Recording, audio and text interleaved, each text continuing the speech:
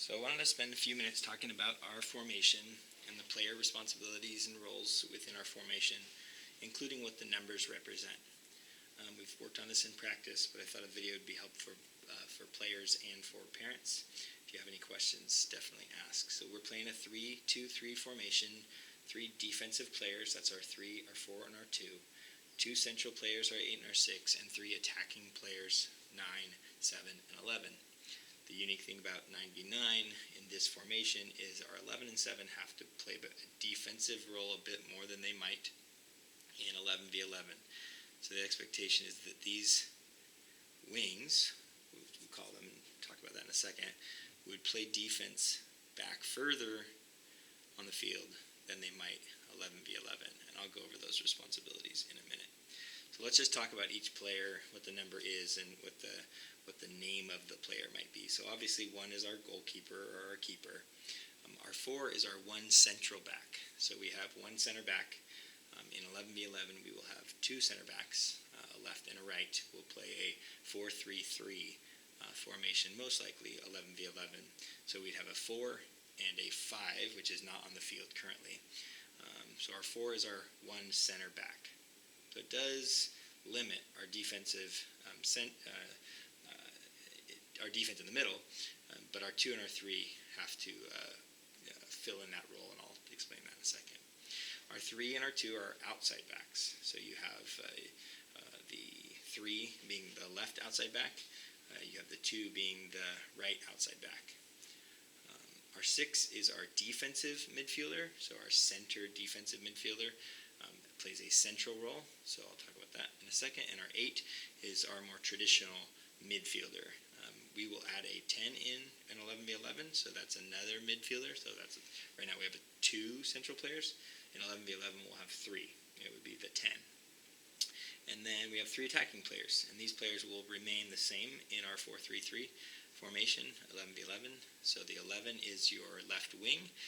It's an attacking wing position. That some people will call the 3 wing back, left wing back. So a defensive wing, pushing up the field on the attack when appropriate. But the 11 is our left wing, our attacking wing.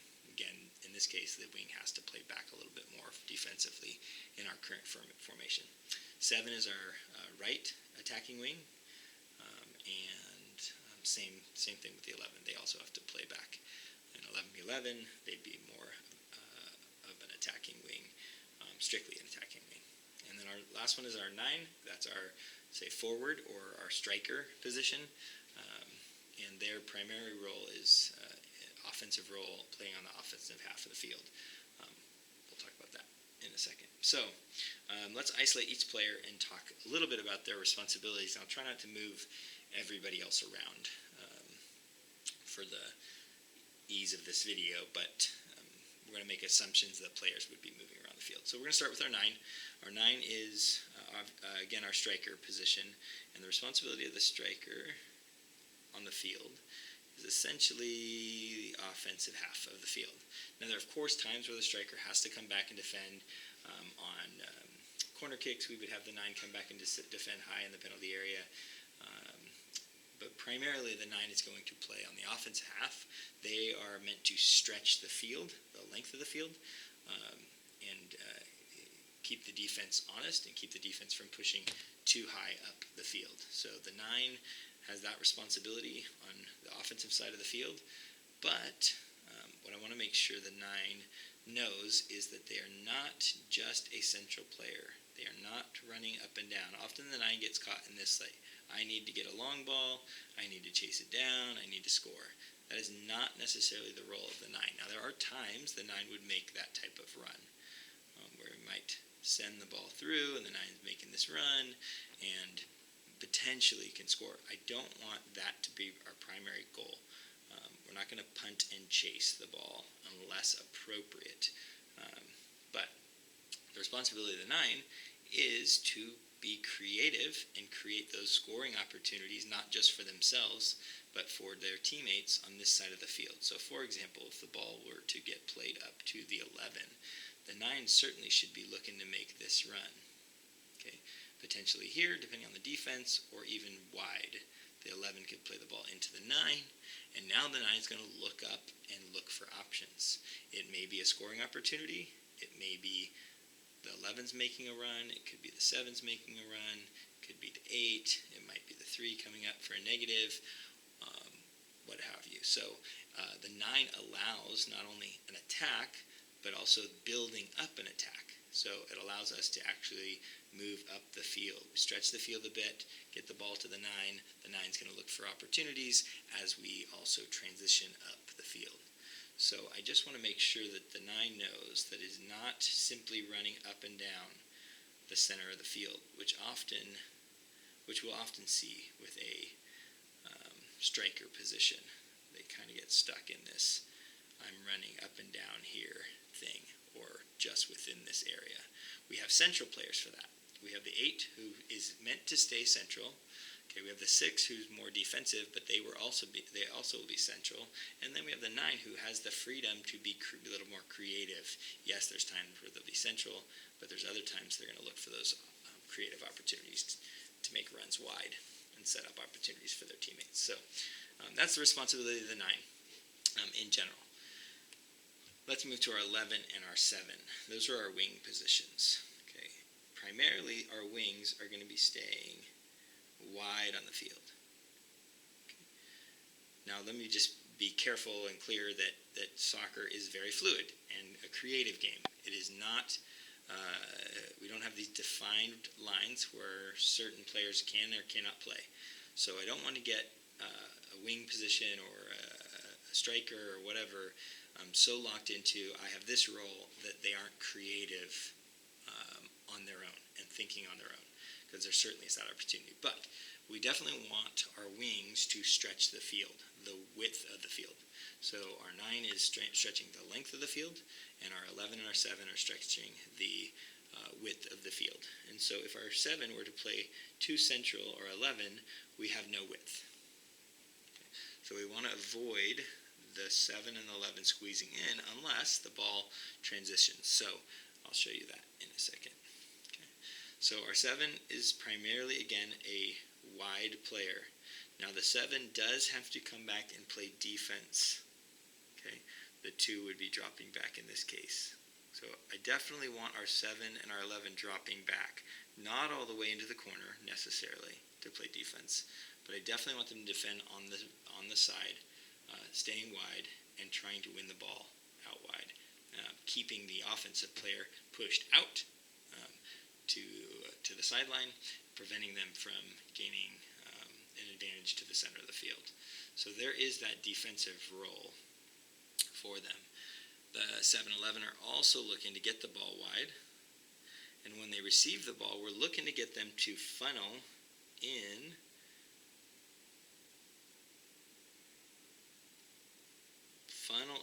hopefully, as they advance up the field.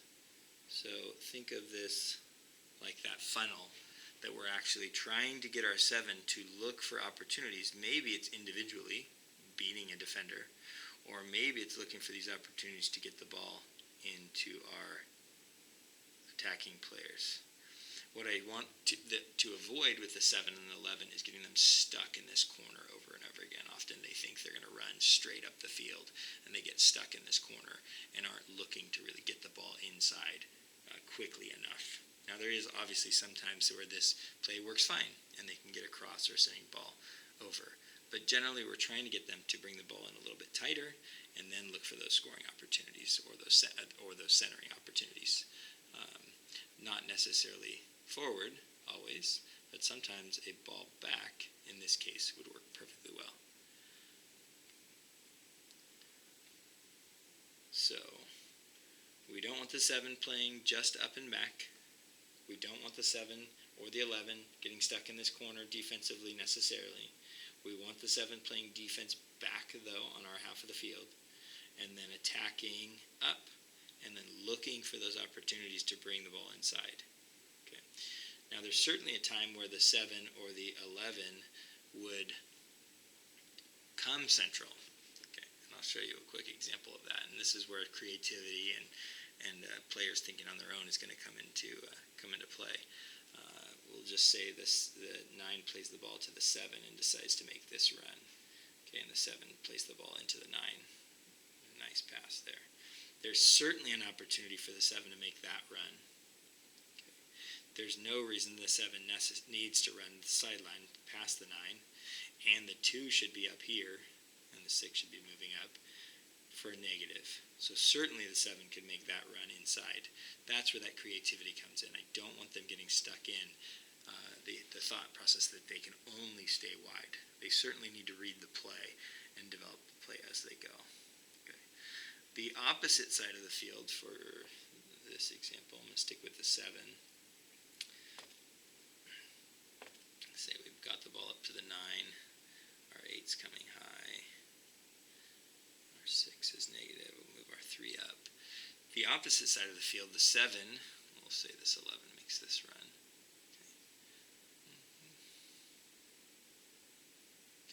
The opposite side of the field, the 7 should be looking, should the ball be on the opposite side of the field, again, to funnel in towards the goal, looking for this cross potentially, or switch, depending on who it comes from, on the opposite side, okay, far post. So they're looking to what we call crash the goal, but looking to make that run possibly on a ball that is played across for them.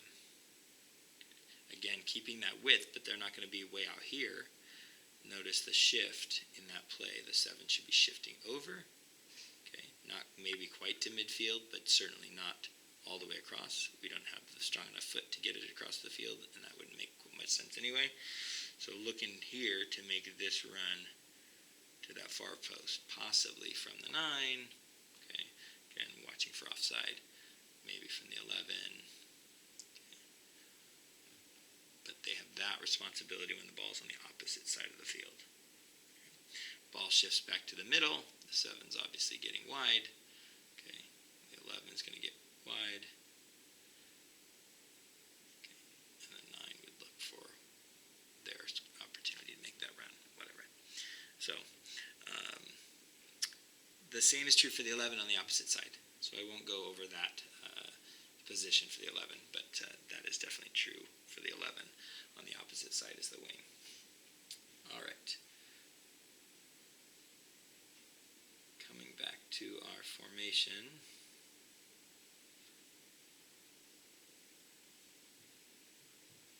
Hopefully this is helpful. I did not write a script, so I'm just going off top of my head. So if there are things that don't make sense or questions that you have, certainly ask.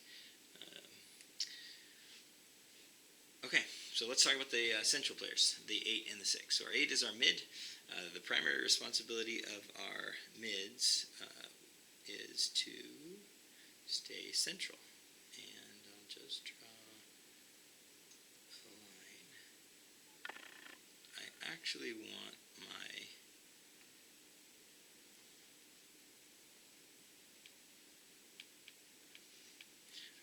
my 8, I didn't quite draw that line enough, to play goal box to goal box. So I want them to be the central player up and back. There are certainly times where the 8 has to help defensively all the way back. There are times where the 8 is going to play an attacking role all the way up. Okay, it depends on the play, formation of the other team, and so forth. But there is a responsibility for the 8 to be playing this role box to box, end to end. Okay. They have to run a lot. They have to transition quickly. They have to play defense and transition quickly on offense as well. Okay. But primarily they're staying in that central role. I maybe even made this a little too wide, but you get the idea. So I don't want the 8 necessarily making a run down the line. Now, of course, again, back to soccer is a creative game. There are certainly times where the 8 would make the run. For example, if the ball were to be played to the 11 in this case, and the 9 weren't to make this run, the 8 might decide to make that run into space, and the 9 may fill in. Okay. Now that's certainly an okay play, and a creative play, and it creates those scoring opportunities potentially. But ultimately I want the 8 back, okay, in that central position, keeping their responsibility on the field. But but there are times, of course, when the 8 needs to make a play wide, needs to make a run wide, and read what their offensive teammates are doing as well.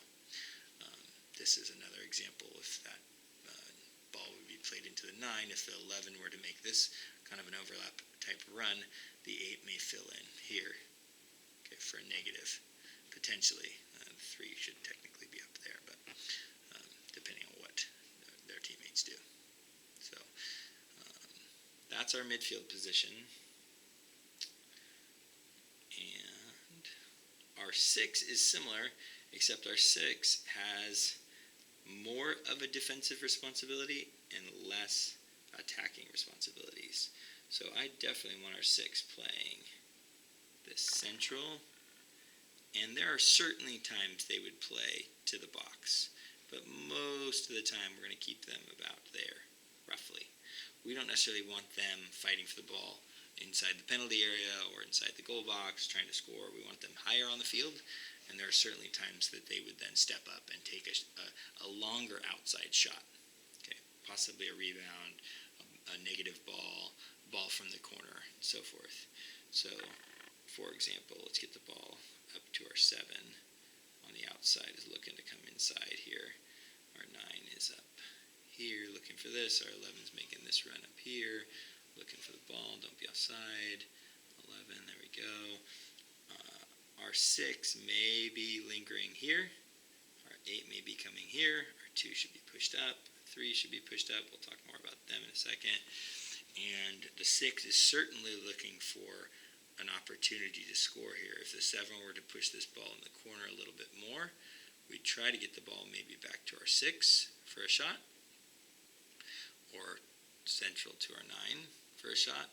But the 6 definitely is going to be coming up in this attack to look to score in that situation. But they also have to be ready for a turnover and transition to defense quickly. And so we wouldn't want the 6 trying to make this run necessarily on a through ball here.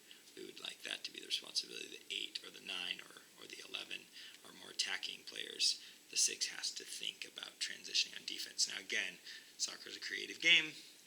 I don't want to limit or stifle the creativity of the play, but I also don't want to create weakness in our defensive transition. So certainly there may be an opportunity to make that run, but I want to have the 6 to know their defensive responsibility as well.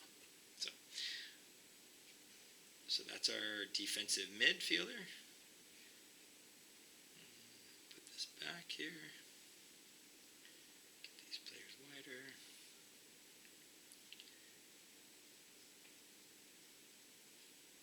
Okay. So you'll notice in our formation the 6 does stay back a little bit behind the 8, and they should be considering that as they play. The 6 and 8 have to kind of work together. Obviously, there's times where the 6 may play ahead of the 8. The 8 may have to adjust back to fill in the defensive mid's role, depending what they're doing on the field. But the 6 generally would play behind the 8 and spaced away from the 8 to create that shape that we're looking to get. Okay, the 3 and the 2. I'll just focus on them kind of as a group and talk about their responsibilities. Obviously, they are outside backs. They are play a defensive role. They're the ones pressuring the ball out wide, up the field, and inside. And so the thing with the 3 and the 2 we often get is they think a bit too defensively. And so the ball pushes up the field. We move our 9 up. We move our 7 over. Looking to get this shape here. We get our 8 up here. We got our 6 across here, getting straight. And then we get that kind of a thing where the 3 and the 4 aren't participating. The 2 isn't participating in this play. So what we'd really like is for this 3 to actually be this negative, not the 8. Okay, this frees the 8 up to be more creative. Okay, allows the 9 to maybe spread out more, allows the 7 to stretch the field a bit, looking for this negative, allows the 6 for a through potentially. Our 4 should be up here, okay, and our 2 should be up. And now notice the shift over as the ball Because on the far side of the field, we obviously want our players to be shifting, so our 2 becomes more of a central back here. 4 shifted over, and now we've got more options. We can play the ball to the 3. We can more easily switch the field. So we want these defensive players to think a little more offensively than they might otherwise, really pushing up the field and being part of the offense as we advance on our attack.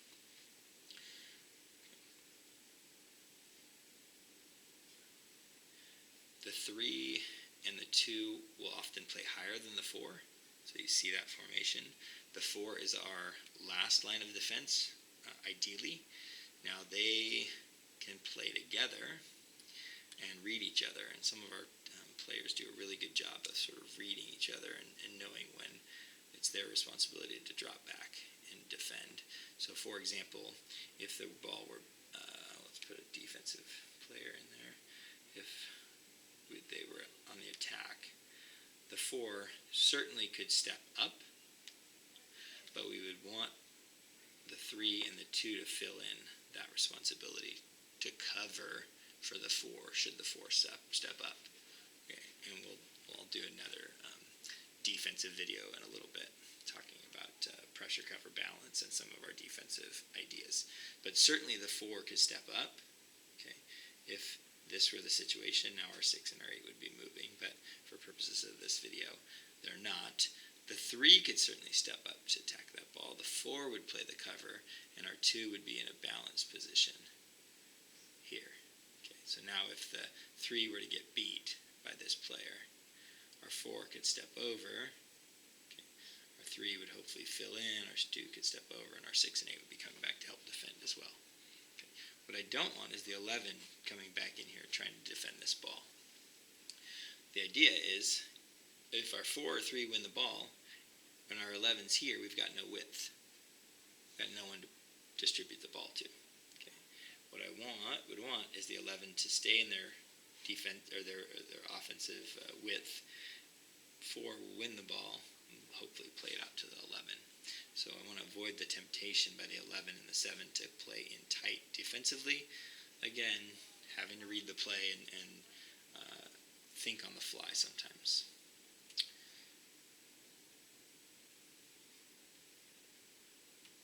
So again, 2 and 3 is higher than the 4. Get rid of that defender. Certainly pushing up the field when appropriate. And what the 4, 3, and 2 are looking to do is obviously prevent scoring. And they do that obviously by playing their defensive role, but also something that we struggled with, looking to get the ball out of the penalty area. We don't want our defenders, and sometimes they will, making passes to each other or to their teammates in the penalty area. Now, there's certainly a time where they may play the ball back to the keeper. We will get to that stage in our skill set. That scares me a little bit right now, but that's certainly an opportunity. Okay, but what we're primarily looking for them to do is get the ball up to the 11 or out to the 11, up to the 8. Not likely up to the 9. Some of our players can kick the ball, but I don't want them just booting the ball randomly. Now, there's obviously time to just clear the ball. So I've said this phrase before, but when in doubt, clear it out. Fine. If there's a need, clear it out sidelines, kick it out the back. There is certainly a time where you just need to clear the ball out, allow us to regroup. So the 2, 3, and 4 can certainly do that. And I want them to know that it's certainly fine for them to just kick the ball out of bounds if they have to, out wide if they have to. But if given the opportunity, the goal is to find someone's feet, get it to one of our teammates, not just boot it and hope they chase it down, but find a pass, make it strong, and allow us to transition on offense.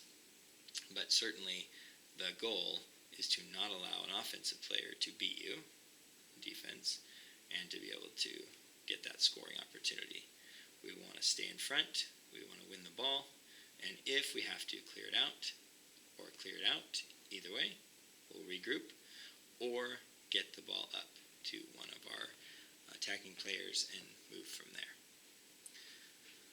Our keeper also, finally, has responsibilities. So our keeper not only is trying to prevent and block goals, but they are also our ninth defensive player.